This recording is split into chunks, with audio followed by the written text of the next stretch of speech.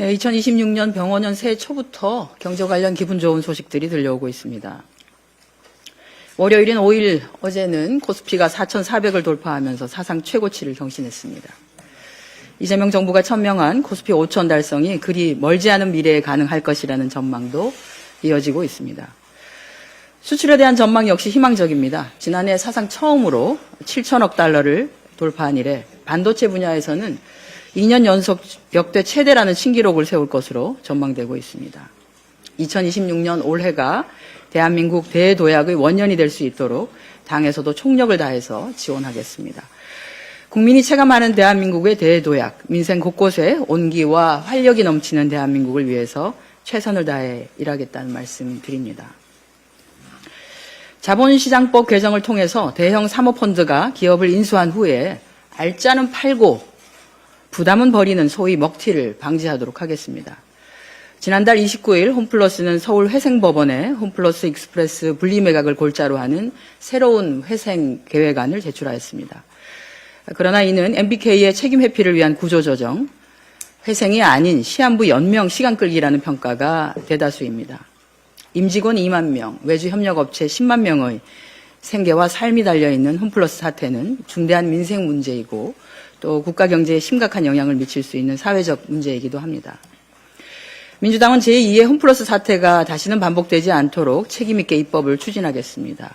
저와 유동수 의원이 각각 대표 발의한 개정안은 적정 레버리지 관리를 통해 과도한 차입을 방지하고 업무집행사원의 금융당국 보고 의무를 대폭 강화하는 내용을 담고 있습니다.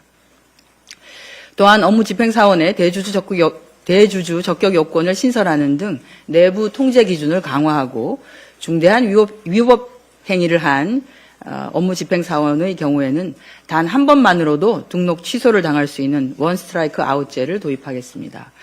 이번 개정안을 통해서 자본시장에 대한 신뢰를 회복하고 사모펀드가 건전한 모험, 인내자본 생태계 조성이라는 본연의 순기능에 집중하는 전환점으로 만들도록 하겠습니다.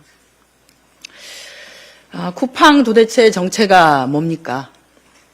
쿠팡이 자회사인 쿠팡 파이낸셜을 통해서 쿠팡 판매자 성장 대출이라는 명목하에 상도덕을 어긴 갑질이자 실질적인 고리 대금업을 운영한 것이 드러났습니다. 말은 쿠팡 판매자 성장 대출이라고 하면서 실제로는 대부업 수준의 높은 금리인 18.9%에 이르는 수준으로 이는 법정 최고금리인 연 20%에 육박하는 수치입니다.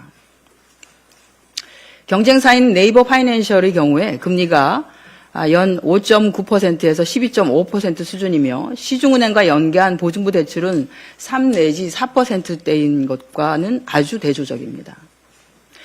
소상공인의 성장을 돕는다면서 실제로는 자금 사정이 어려운 영세업체일수록 10%대 후반의 고금리를 부담하게 되는 구조입니다. 기업 팔기 의혹도 있습니다. 납품 물량을 늘려주는 조건으로 자사의 고금리 대출 상품 이용을 강요하거나 권유하는 이른바 끼워 팔기 정황도 포착되었습니다.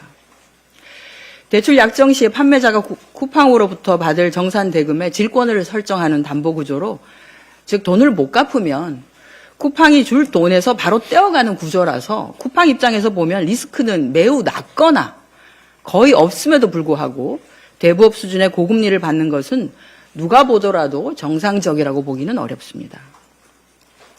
쿠팡이 플랫폼 사업자로서 가진 우월적 지위를 금융 서비스에 악용하여 이자 장사와 갑질을 했다는 비난을 면하기 어렵습니다. 이러한 비상식적인 행태에 대해서 관계 당국은 철저한 조사를 통해서 반드시 책임을 물어야 할 것입니다. 이번 한중 정상회담은 지난 수년간 정체되었던 양국 관계를 전면적으로 복원하는 중대한 분기점이 되었습니다. 경제적으로 보면 중국은 여전히 우리에게 수출, 수입 두 부분에서 모두 1위인 국가입니다. 이번 정상회담에서 양국은 제조업뿐만 아니라 식품, 패션, 관광, 엔터, 게임 등 소비재, 서비스까지 다양한 분야에서 서로 이해를 넓히고 협력을 확대해 나가기로 하였습니다.